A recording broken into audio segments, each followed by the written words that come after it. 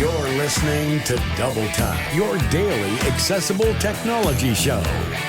Now, here's your hosts, Steven Scott and Shaun Priest. Oh, hello, Shaun Priest.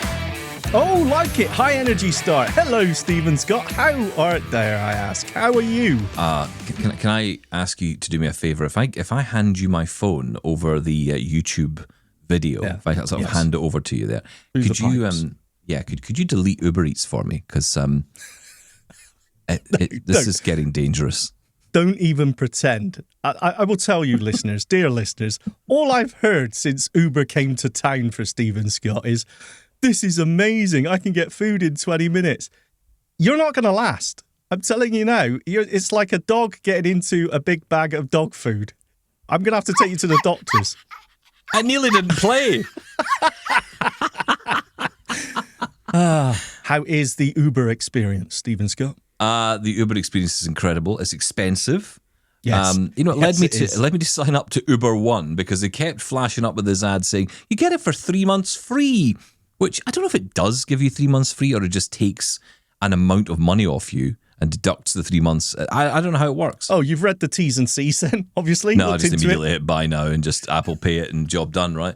But no, I mean, it has saved a little bit in the delivery, but oh my goodness, I've got to cut back on this already. I've got to cut back. It's only 3 days in and I feel like my arteries are struggling. You know what the danger is, of course, is... yes, death. That is the aside ultimate from danger. Death, obviously. Aside from death. You may fall out of love with KFC. Too much of it, yeah. Too much of a good thing. Mm. I think it was, I was going to say, I think it was George Benson who once said, never give up on a good thing. I'd never want to see... he was talking about KFC. Another piece of fried chicken ever again. That Can you imagine yourself saying that, Steven Scott? No, actually. No, I think you're safe. Carry on. I think we'll be all right. I think we'll be all right. Let's keep that popcorn chicken thing going. We'll be fine. So, how was your weekend? Did you have a nice time? It was all right. I'm really struggling with Audacity. I'm finding a few bugs in there. No one else seems to be experiencing them. So I'm not blaming myself, though. I'm saying no one else has found them yet. Definitely not user error, although it could be. So next week, I am learning, and this is a cast iron guarantee, learning Reaper. Why By next the week? end Why of not next this week. No. Well, okay. This week, well, don't put me down. What I'm saying is, in a week, I'm going to learn Reaper and move over completely to Reaper. You're going to learn Reaper, and I'm going to meet the Reaper. There you go. Problem solved. We know what the theme tune should be for this show. Yeah, I know. Oh, goodness me. Anyway, listen, we've got lots to talk about today. Welcoming in I don't want to say special guest. I want to say friend of the show, because he is. That's nice. Tim Dixon, special contributing correspondent. Really should have thought that one through. Yes. Tim Dixon's back with the us. applause button. How you doing, Tim? Hey, Stephen. Hey, Shaun. Hey, Double Tappers. Welcome to the show. Listen, it's great to have you here on podcast on YouTube with us as well, and great to talk with you. And I say that because you were at Sight Village in the north of England, Leeds, Hooray. I believe. Leeds. I was indeed. So you were there, and you were getting a chance to find out about some cool tech. And it's interesting, actually, because I must admit, when you and I spoke before it, you were saying you were going, you said to me, okay, so, what should I look out for? What should I, be talking about or who should I be talking to? And I couldn't really think of much that was new, that was exciting immediately. I was thinking what you might get a chance to see up close, right? Dismissive. No, I know. You know what you mean, though, because, you do see the same faces, as in names and brands and devices. You see a lot. But I don't know. I think there's always, improvements and updates coming. But then, yes, Tim comes back, not just with knowledge. He doesn't just come here with information. With knowing things. Steady on, How dare you? Stephen. Advertising standards will be on you. Oh, listen, they're already here. But no, look, you also brought video content, which I've got to say, as from one blind guy to another, this is not an easy task. But there you went off with your phone and you recorded, by the way, on your iPhone 16 Pro, I believe. That's right. I'm on 16 Pro Max. Yeah, Pro Max. Oh, nice. Okay. Well, we'll talk about that in a minute. I just want to say thank you first off, for doing that for us. It really meant a lot for you to go along and get the content. So we're going to be playing in those interviews, and we'll talk about some of the stuff you got hands-on with. But, okay, first question about the 16 Pro Max. How is it? It's a little different to the 14 Pro Max I had before. I would say having the camera control and having the action button they're the big pluses for me. You know, the fact it's slightly faster, same old. I'm still going to do the same things, listen to this podcast at 3 times. It's not going to make it any faster. Hang on. Whoa. Well, yeah, 3 calm times down. speed. I mean, 2 times speed I can understand. 3 times speed sounds like you've kind of regretted the decision to press play. It's not about Speed through to regretting the end. It's about making sure that I get the full show in before I go to sleep. So Okay. So we're I listen to boring. you guys every night. I get in bed, put my AirPods in. I've got a shortcut set that will automatically queue up and play the episode of Double Tap. Wow. And the triple speed means I get to enjoy you guys, and it finishes before I go to sleep. So, Shaun, just for Tim, okay, Yes. let's do this. It's been really great talking to you today, Shaun. How are you today? You feeling okay? I'm very you well, enjoying thank you, yourself? Stephen Scott. Yes, how are you, sir? Fantastic. I can't wait to hear what that sounds like at 3 times speed. That's going to sound interesting. Well, thanks for listening. You sound Tim. interesting at one times now, Stephen. Well, listen, it sounds like a great device because the camera button, I think, is the thing that's kind of captured everyone's attention. This new button. Clever. Well, yeah. Have you had a chance to use that? Have you experienced it? Yes. I mean, the camera button can also be used for the magnifier. So having it as, so being able to click it and get straight into the magnifier is fantastic. I've got it set as the camera, being able to zoom with it and jump between. So you can zoom gradual, so you get all of the digital, or you can just jump between the cameras. And there's something about, and I know it's really easy for us to open the camera button, open the camera app, but having a dedicated button is just so much easier. The number of times that I've gone to try and get the camera out and you get stuck with voiceover and you've not quite double tapped quickly and you've missed that moment, being able to just get the phone out and click it. I must say that everything I've heard and what I've witnessed myself from the microphones are much better. Yeah, no, you did actually record for us some audio using that. Now, I didn't queue up today, or I would have played it in, but we'll play it in next week, and we'll let people, or this week, and we'll let people hear it so that you can hear what it sounds like. You did a little bit of a demonstration of different devices with them, so we'll queue that up next week. This week, goodness me, because today is Monday. Let's not forget today is Monday. Not recording in advance. I want to quickly say, I mean, I'm really happy that the magnifier is there. So that's really cool. I've I wasn't never heard that expecting that. before. But that camera control button, Tim, that's an actual button, right? That isn't a haptic button. So it's a physical button with haptics on top. Oh, okay. Ah, that's new and interesting. So there is a physical press to it, but the soft press is an haptic. Oh, I see. Okay. Yeah, And because so many voiceover people works were nicely saying, with it as well. yeah. Oh, good. Can you do anything extra? Like, you said you've got it set to camera, open the camera at the minute, but you can set it to open the magnifier. There's no option to open like Seeing AI yet, right? Not yet, not that I've seen. Not yet. I didn't see an option to switch to I think you can have different camera apps, but it's not like you get the ability with the action button to say, hey, open a shortcut. There isn't that flexibility yet. Oh, okay. I hope that comes. And what have you got your action button doing right now? That's a good question. I'm trying to remember what I've got it set to. I think I've got it set to ChatGPT at the minute. Correct answer. It's beautiful. Yeah, that's what you've got, isn't it? I still have mine on mute. It's just a mute button for me. Oh, I know. such a Pathetic, right? waste. It does feel a bit of a waste, I know, with all that capability. Kind of would open itself up to like double presses or triple presses. You know, that would maybe enable other functions, rather than just one. That could be pretty cool, especially with the voiceover. That's not a bad idea. I just say more buttons. It's so funny, right? The premise, the whole concept, the raison d'etre behind the iPhone was, who needs all these buttons? And now, like Tim said, actually, it's quite nice to have that button to do that thing. Yeah, more buttons, please. One at the top as well for Touch ID. That'd be nice. Yeah. Let's just add more stuff in. And a headphone jack. Let's bring back the headphone jack. Let's just complete the set. Oh, yeah. That's what you want. Look, let's talk about Sight Village. So you were in the Northeast now. Is that quite a big event? Tell us, for people, I mean, obviously internationally, Sight Village people have heard of. Tell people a bit about what is on show there, what you experience when you go to a Sight Village, wherever it is in the UK. So Sight Village is an exhibition, and I think they've got one in Northeast. They've got Sight Village Central, Birmingham, the original one. I know they do one in London. I think there's a few others they do. And they normally have a venue that they have stalls set out, exhibition stalls.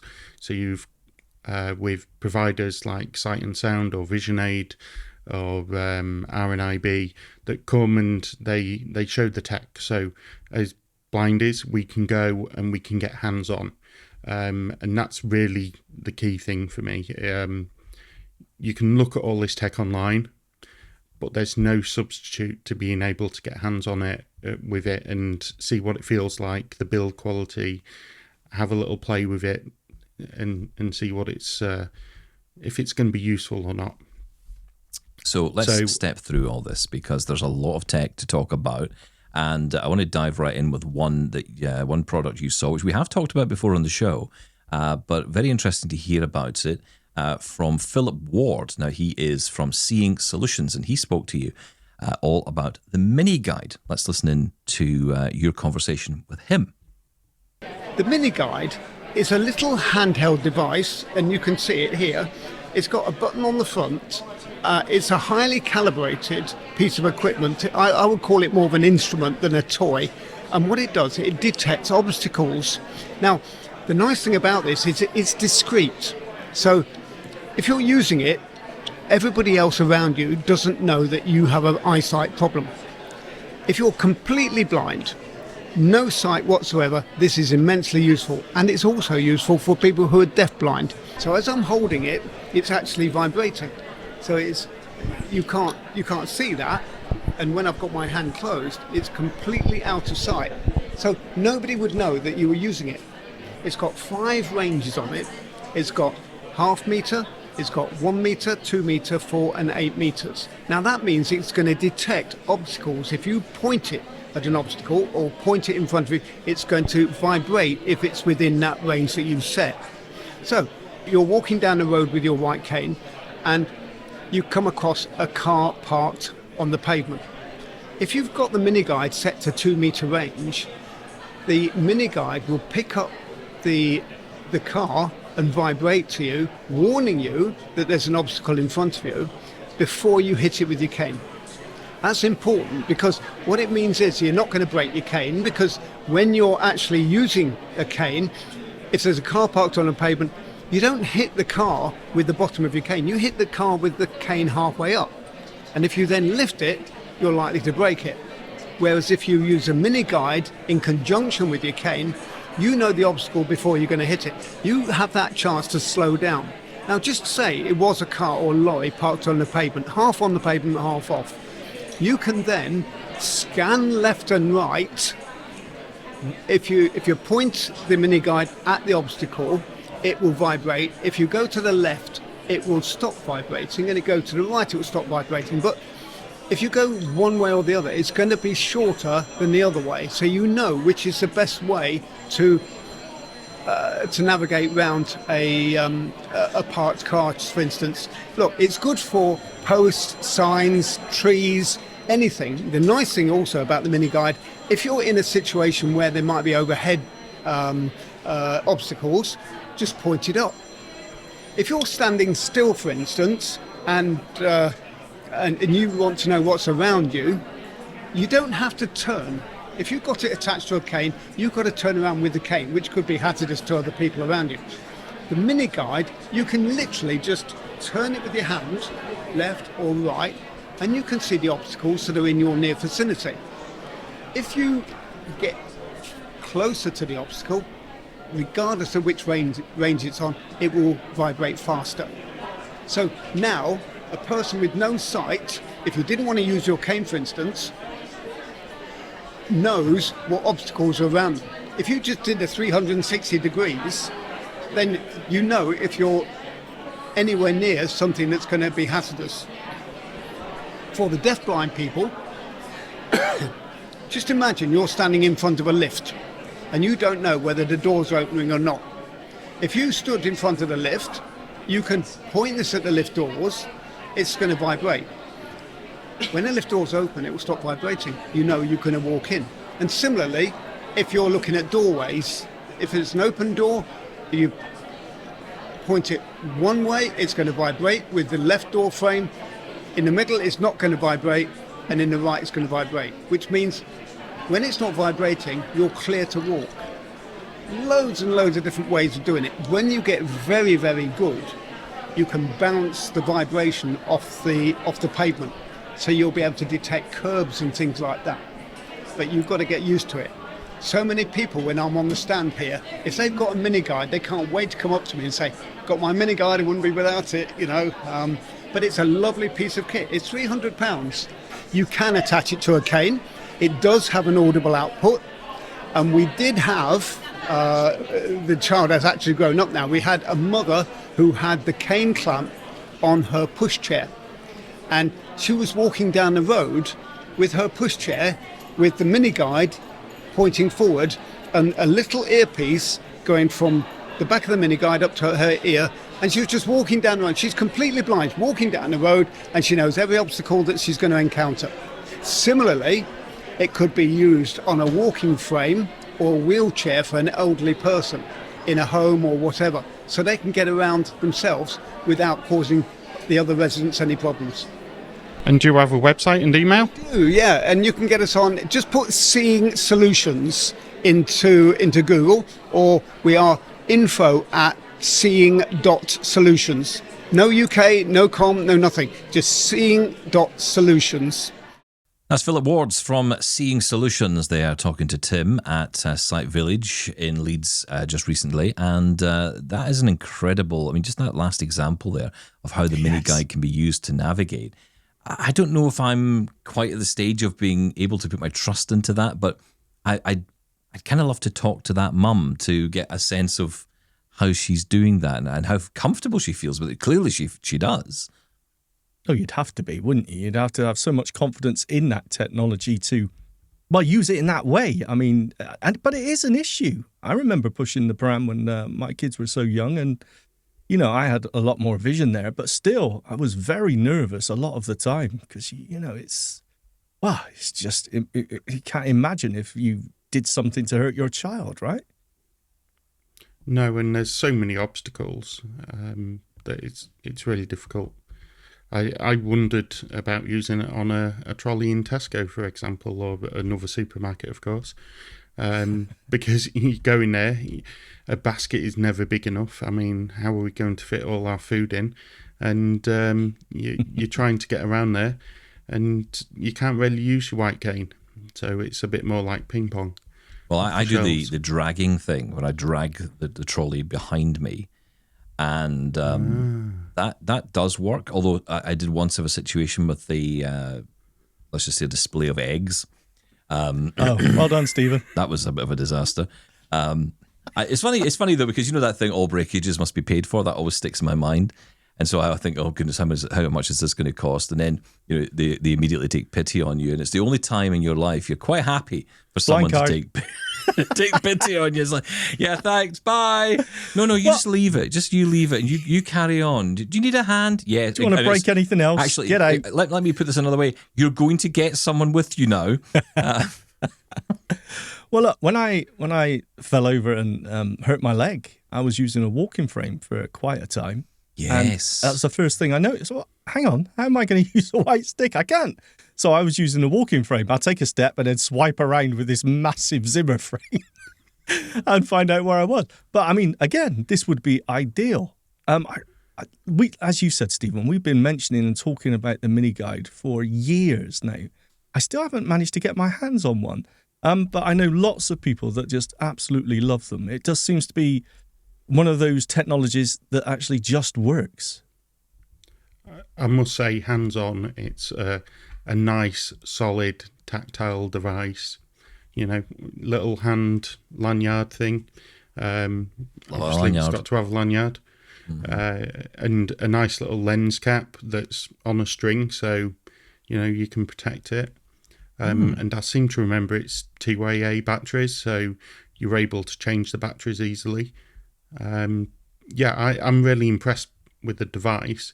It's just, if I'm going to spend £300, is it on a mini guide or is it on the Meta Ray-Bans? And for me, it'll be the Meta Ray-Bans. Yeah, that's the thing, right? I mean, it's. I don't think you're alone in that one, Tim. Everyone's talking Meta Ray-Bans right now. I was saying yesterday on the show, you know, it's you know, they're not going to be any available because all the blind people have bought them, which is good, which is great. It is good. Now, something else that you talked to Philip about, I want to mention this briefly as well, because this is something I remember Shaun looking for a long time ago. I don't know if this would be of much use to you today, Shaun, but this was a torch for the cane. Let's hear what Philip had to talk about here with the iBeam. This is a torch that connects to a cane, and it's got a clamp here. We actually make this. We produce this because people have a similar sort of product, but it's not been the quality they expected. We make this in Nottingham, and you just clamp it to any cane, and you switch it on, and it's got a variable beam width, so you can alter the beam width. It looks at the end of your cane and produces a very, very bright light on the end of the cane. Now that's good for two things. Not only does it give the user an idea where the end of the cane is, but it also tells other people around you to be aware and not to trip over the cane. I've heard lots of stories about people being having their canes snapped by people who walk into them or whatever. If you are in a very busy situation, say a shopping precinct or something like that, or a crowded area, you can switch it onto a flashing mode as well. The torch can be removed from the removed from your cane, and then it can be used as a torch in its own right. And with the flashing mode, you could attract attention if you're in distress or you need some help. But it's got a 10-hour battery life, which is incredible. It's rechargeable. It comes with your charge cable. Just put it on overnight. I think for the normal person who's going to use something like this, probably charge it once or twice a week, and that should be fine. You've got variable brightness on this. It's very, very bright. And just to give you an idea, if you're pointing, you can alter the beam width just by moving the end of the torch. Immensely useful. And this is £40. So it's not the end of the earth, and it's the sort of thing you can pop in your pocket. If you need it, just put it back on your cane and use it. And whereabouts will you ship that to? All over the world. Because we make it. If there are interesting parties and they want to buy it, just get in touch with us on the number I gave before, 0115 981 6636. That's fantastic. Thank you for joining us today, Philip. It's great talking to you. Thank you very much. Philip Ward again from Seeing Solutions, and we'll put the details of the companies and their contact details in the show notes as well so people can find the information. I just want to also mention as well, I think Ambutech do one called the Pharos, Pharos, which I remember buying once, which was a kind of similar type of device for the Ambutech canes. Obviously, this one is more generic, right? It is, and I think I have a similar device, and its mechanism for staying on the cane is actually quite easy to knock off. So especially if you're folding it up, whereas this device had a very firm clamp around. Now, I was using my all-terrain cane when I went to Leeds, and they have two versions of the clamp. there's no cost difference. You just need to let them know. And the version that does the all-terrain cane has an extra few teeth on it, so it's a bit like a ratchet. It folds over and then clips and clicks, click, click to tighten onto the cane, and it's very robust. I would also say that the torch is quite big, so it's not so easy for folding your cane and putting it in your pocket. It's not huge, but it's substantial, and tactile wise it was very tactile for adjusting. It wasn't it was like pulling the lens back and forwards, not a twist. And a very tactile button on the end of the torch, like a soft rubber against a premium, I would say a premium torch feel. It's a metal casing, so a very nice. I was very tempted by that myself. So Okay. was I at £40. Yes, of course. Specialist tech that I can afford. I want some. It's a fine line though, right? You mentioned the size of the torch, and it was quite a big one. But the thing is, the 10-hour battery life is because of the size. If you went like for a small one, maybe that you could keep attached when you folded up your cane, then the battery life isn't going to be enough. So it's a fine line to walk. But I would, as a RPer, as I'm known, retinitis pig. Hey, as someone with retinitis pigmentosa, there was the longest years where I just went out whenever it was light and never when it was dark. And I was interested in some sort of light source, because especially in winter, because the hours of light is so few, and sometimes I was waiting around for it to get light, so I had some vision at least. And I thought something like this would have been great. And as he said as well, though, for safety, so others can see you as well when you're out in the dark. Just a quick Yes. Yeah, just a quick public service announcement. So for people who are in North America listening to us, I was just reminded that trolley is shopping cart in North American, and torch, not the thing you might imagine the Olympians walk around with, but in fact flashlight. I just thought I'd clarify that for people. Really? I did not know that was a different I was pulled thing. up on this once a long time ago, yes. So I said torch, and they said actually it's flashlight. And what's funny is when you go to your phone, and the person was showing me, but it says flashlight on the phone. I said on mine it says torch. It does say torch. Okay, well done. UK Viva English la versus difference. international English. Yeah, exactly. Just thought I'd mention it. Okay, so let's move on, because you mentioned canes, or at least the talk of canes with the light on there, which is interesting. But you got the chance to experience another type of cane, which I want to get your experience on the other side of this. Graham Longley talking here from Aspire Consultancy about a cane we're not quite sure how to pronounce the name of. I'm Graham Longley from Aspire Consultancy based in York. And I've asked you to show us this new, I can't pronounce name, cane.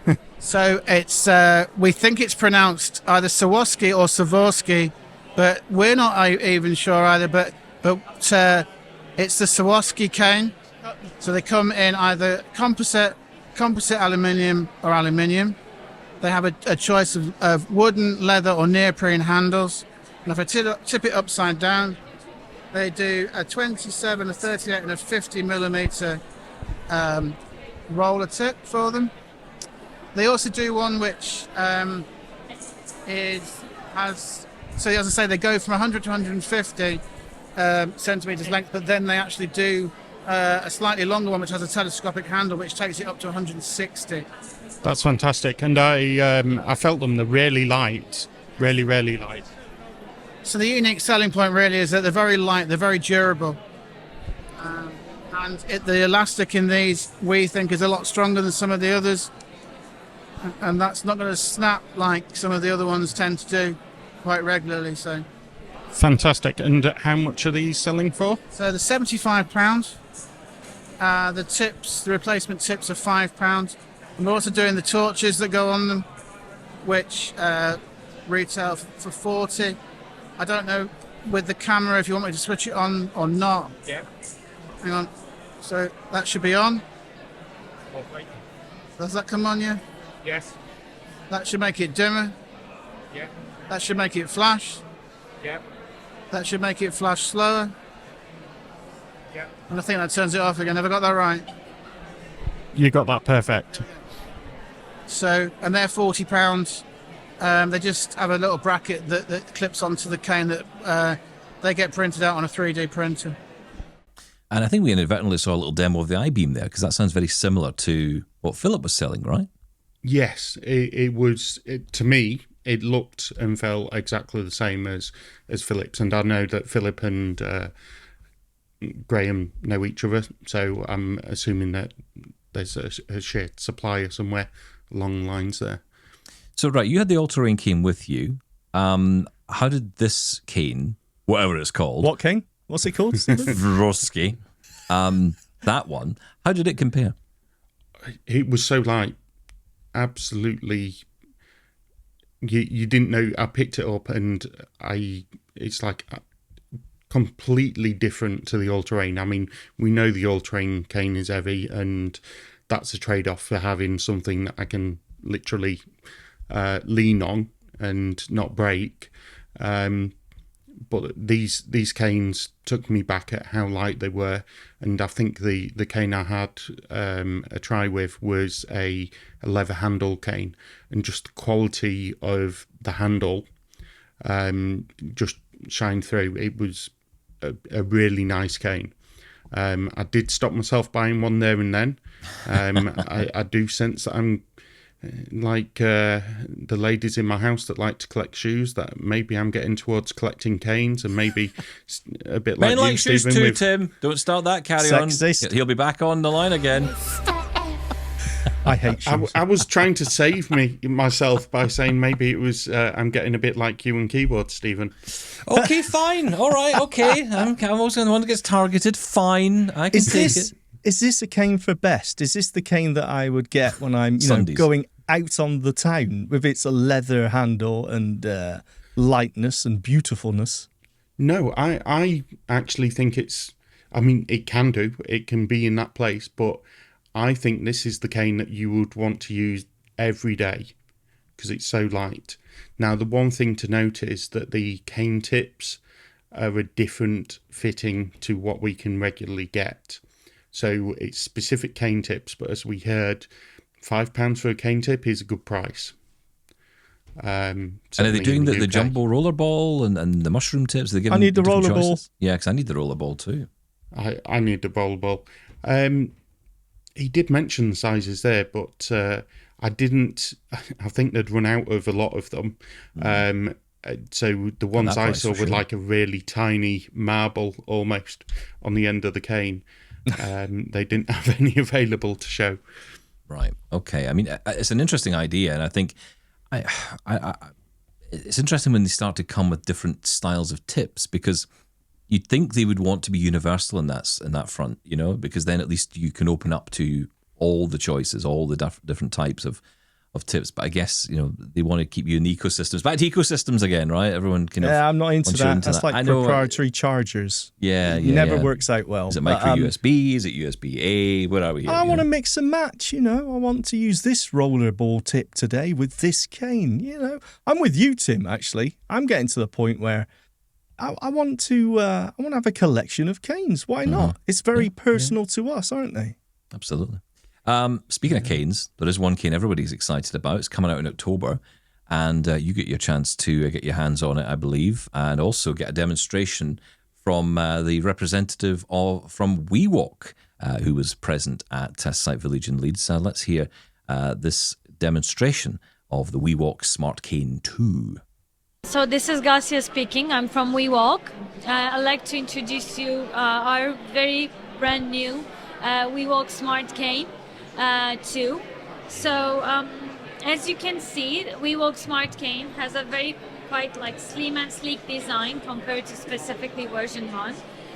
It's the light is as standard as the like white cane. So if you like to basically fold it, it's gonna fold it into 5 pieces, and whenever you like to basically change the tip of the cane, you can do that with another one you like. Let's pull it off like this, and then it can be changeable. So on top, we have a speaker over here, We have a charging port over here. This is Type C. We have 2 buttons on the side, one microphone over here, and 4 buttons in front. Here is one, we have an obstacle detection sensor, and we have the built-in torch light. So the right way to hold the cane, it's like you should hold the cane like this, basically, and then your thumb has to come on the buttons, basically. So let's try the obstacle detection, if you like, and then if I turn it on, now my obstacle detection is turned on, and the idea is we still want our users to understand obstacle at the ground level by swiping their cane. But what about the obstacles above their mid-body level, like their chest level, like tree branches, like signals on the road, or like e-scooters? So basically, this obstacle detection sensor will pick up that sort of obstacles, and it will start to vibrate and make a beep sound. If I get closer to the microphone and if I act like an obstacle, now you'll be hearing the beep sound and maybe the vibration. So I can turn off that by just clicking this button. It has 3 different modes. I can set to mid, far, or low. So I just turned that off. So I like to show you the torch light. It's a quite bright one. Now it's bright and it's turned on. I'm going to turn it off like this. So now it's turned off. So we can connect this one with our smartphone. Now it's already paired. And then if I like to use my, like some of the features which are on the phone, so I can go to iOS or Android devices, both, it doesn't matter. I can download WeWalk app, and once it's downloaded, you're gonna basically go to your WeWalk app. As I said, this one is already paired with this one. So it's a basic Bluetooth connection. So the idea is I don't need to hold my phone. I can just put it in my pocket and I can start to continue navigate within the app through these buttons. So let's say I like to I like to receive some navigation. I can press here and then it says my places on the screen. I can register my favorite places like work, home, school address, and I can receive navigation till those addresses. I can explore places around me. Let's say I like to explore. Let's go. All arts and entertainment, food and cafes, professional and others, shops and services, colleges and universities, fitness and wellness, pubs and clubs. Or I like to try foods and cafes. Let's go to foods and cafes. So it's gonna now list me all of the options around me. By the way, it's speaking, but since it's quite too loud in here, you won't be able to hear it. That's why I'm reading it out loud. So Red Stew Barbecue, 720 meters away. There's another one. Okay, let's go to Five Guys. Five Guys, it's our third option, and it's 785 meters away.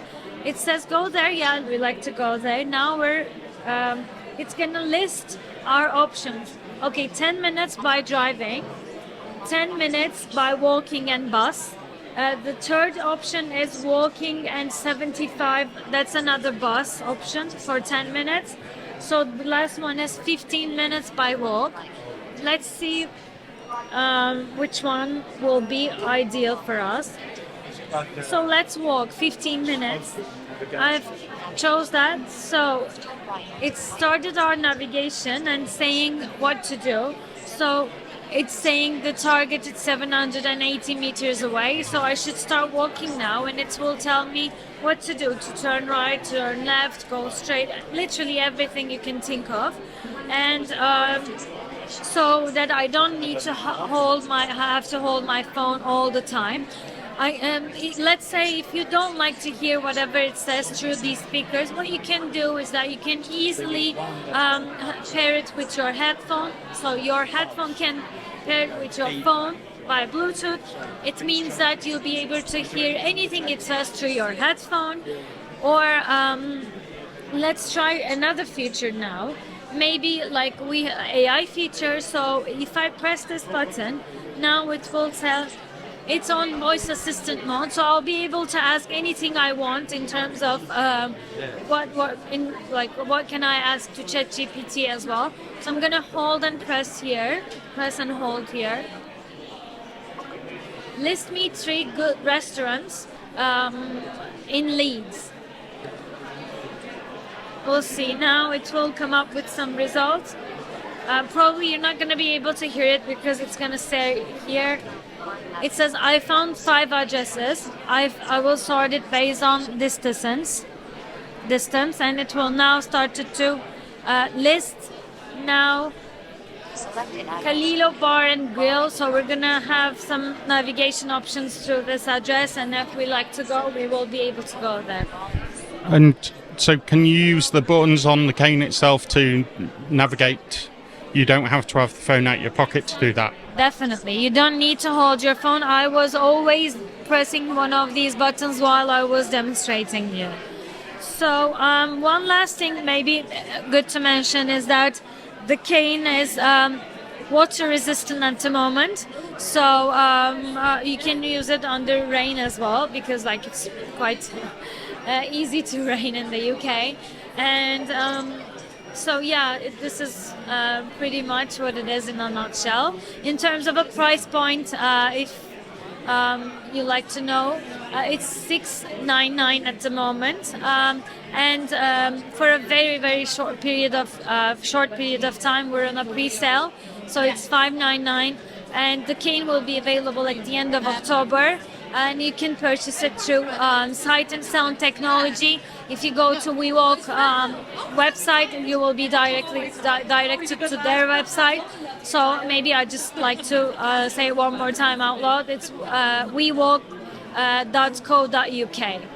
Thank you. That's lovely. Could I just ask you a little bit about replacing the cane and the tip? Is that all a standard cane and tip? Yeah, so here the tip of the cane, basically you can change it. So the tip of the cane can be changed quite easily if you just need to pull this off and then place the one you like. It's foldable into 5 pieces like this. How tall is it? I'm just going to be with you in a second, so sorry about that. So it's foldable into 5 pieces, and if you like to replace your cane with any other cane, you can replace it with another Ambutech cane, but it has to be an Ambutech one. So you can unscrew it like this, just screwing it. So it just came off now. So this is the smart handle part. So as long as you can, you remove, you get rid of this node, and then you can use this screw over here. You should attach it to another Ambutech cane. You'll be able to use it very easily. So, I mean, a lot to unpack there. I mean, that's essentially how the WeWalk Smart Cane 2 works. And Tim, you're obviously getting hands-on there with that as well. Interesting, of course, the mention of the fact that it does work with Ambutech canes, Ambutech tips. So like we were saying earlier, that proprietary, although Ambutech is not necessarily proprietary, but it's something that's very common. It certainly seems to be quite smart in that sense that, they're connected in that way. Did you get a chance to play with this yourself? Did you get a chance to try it out? I held it, and I would say it's as light as a normal cane. It's a plastic casing, the speakers on the end of the handle. I didn't particularly have a walk around with it. I felt the sensor and the buzzing as it found things. I'm not overly interested, I must admit, in having a cane that's expensive. They often get left behind in places, even when you've got AirTags. But it certainly has a place, I think. It has making it easy so you don't have to have your phone out your pocket. You can put Bluetooth headphones to it to be able to navigate. One thing I did notice was there was a little bit of vibration on the cane itself, which could interfere with navigating through tactile navigating that you would normally do with a white cane. But I was impressed with the improvements and the weight of it compared to the WeWalk one that I saw 2 years ago. So it's definitely got a lot of good improvements over the WeWalk one. Yeah, I think we're all intrigued by this, but I think you bring up two massive points, and that is the price point, for one thing. When it comes to something that you're absolutely right, we do tend to fold up and throw underneath a chair or something, and you don't want to leave it behind or break the cane or whatever it may be. But the second point is it has improved, since the first one. But again, it's not until you actually use this out and about that you know if it's worth that money or not. I think that's the point that everyone needs to get to, is just get it in your hands and get out there and see if it actually does make a difference. Because if it does, then maybe that price point is perfectly justified, right? Completely agree, Shaun. And I don't think, while it's good to get your hands on it at an event, you can't try it like you would use it in real life. And it's that real life user feedback that we need on WeWalk 2. And I don't think it's out until end of October. So we're not going to hear that in the community, I don't think, for a little bit yet. Well, the good news is that WeWalk has confirmed to us here at Double Tap that we are going to get hands-on with a cane. They are going to send us one. We are going to be, Shaun and I are going to get together and we're going to try this out and put it through its paces, quite literally. Have we got to share one? Yeah, we're going to share one. Yes, we're going to share it. I'm Who's having interested which end? He's getting the tip end. But after I've used it. But, the thing is, for me, as someone with this essential tremor, which, the vibrations make me a little bit nervous. I wonder how that'll work. Will that actually create more problems for me than solve? I don't know. Or will I be able to sense past that? So I'll be intrigued to try it out. But definitely, Shaun and I are going to be putting it through its paces when it comes in. So looking forward to trying that. Now, I want to mention the Activator. Such a cool name for a device. The Activator.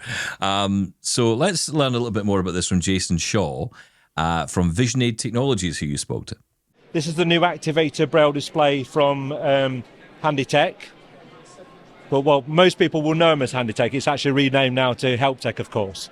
But it's a 40-character Braille line. You can use it internally, so it has an editor and things that you can use as a standalone system, and then you can connect it to a computer or mobile device, so you can access that or use it with a screen reader on a computer like you can with most Braille displays. Yep. The difference with the Braille on a HelpTech unit is the fact that the Braille is curved slightly, so it's not flat, because they believe that actually makes more contact with the finger, with the curve of your finger, so it reduces the amount you have to search with your fingers when you're reading the Braille. That's very interesting. So you've got 40 characters here, then you've got your navigation keys either side, and then you've got your normal cursor routing keys above each cell. And don't ask me any technical questions because I only got this yesterday. We won't. And then the nice thing about it, it's got a Braille keyboard for input, but then you can flip that over, and it's got little legs on it, and then you can fold out a QWERTY keyboard. So it has dual keyboards in it. That is impressive. And then on the side of it, I've got plugged onto the side of it, which comes with it. It's called a Smart Dock, which I've got an iPhone plugged into. And the iPhone, you can connect it like you could normally with Bluetooth and access everything on the iPhone using the Activator. But with having the physical connection, it makes everything really fast and quick with it. And you're not reliant on Bluetooth. That looks really great. And what sort of price range are we talking? It's about 5,500, so it's fairly expensive. One, because it's obviously it's German manufactured as well, but it's a lovely piece of technology. So I'm hoping to get it over the next sort of coming weeks. I'm hoping to get to learn more about it, really. But I just thought I'd bring it here because it's Site Village, and just wanted people to have a look at it. That's fantastic. Do you have anything else you'd like to show us? Did you say you'd seen the VoxiVision before? We'll have a look at the VoxiVision. Yeah, so this is, for all intents and purposes, it looks like a mobile phone because it is mobile phone technology, but it differs because on one edge of the screen, there are 3 circles which are tactile. So all the controls appear in these circles. So if somebody catches the normal part of the screen, it doesn't do any damage or go off doing something else, because you have to return to these 3 circles where the controls appear. So blind people can use it. So if you've got no vision at all, you can use it. Or if you've just got slight visual impairment, it's useful. But it's basically a reader. Let me just fire it up.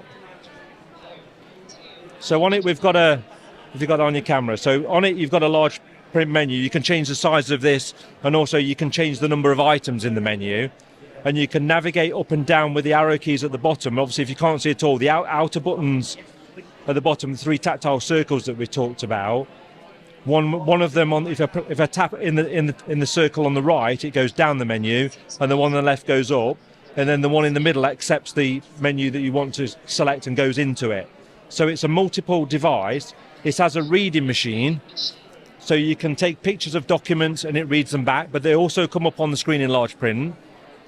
And then you can pause them by tapping the screen as it's reading, and tap again and it continues. So it works as a standard reading machine. It's also got AI image analysis. So on that, as long as it's connected to some data source, like for example, while we're here, I've got it connected to my hotspot on my phone. Or if you're at home, you just have it connected to your internet. It'll do all the AI stuff. So for example, if you've got a bill, you can put the bill under and you can say, how much is this bill? And it will just tell you, rather than reading it all out. You can read it all if you wanted to, of course, with the reader, but you can actually just say how much is this, and it will just tell you. Or you can say to it, it can ask it to summarize a document. So if you've got a letter, instead of having to read the whole letter, you can put the letter under, and it might say, this is a letter from the hospital, and it's asking you to make an appointment, and to do so you need to contact this number. So it breaks it down into a more condensed format for you, rather than reading the whole letter. So it's very clever, but to do that, it has to have a data signal, so it has to be online. That makes sense. Yeah. So it gives, the beauty of it, it's a nice, simple thing to use. So those would be, they use things like Synaptic or the guide software from Dolphin. It's like having a miniature version of those sorts of things with like Synaptic, but it does it in a nice, simple menu, so you can't do it any harm. You don't get lost very easily. And it gives people the power of things like Seeing AI and all the other apps that you can get on phones that especially some of our elderly customers struggle with, because it puts in a nice, simple format. And did I see that you've got a stand, so that helps with positioning? Yeah, so with it comes this really nice quality stand as well. So you can pop the VoxiVision on top of that and then simply place your document underneath, hands-free, and it will just take a picture and start to read with it. So that's nice as well.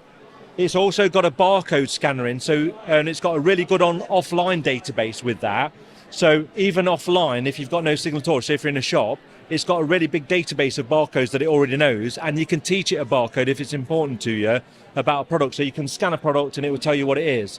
And I found that when it's offline, it might tell you, I don't know, say if it was a can of Tango Orange or something, it might tell you it's Tango Orange when it's offline, but if you connect it online, it will then say Tango Orange, and then often give you the ingredients as well, because it can get more data when it's online.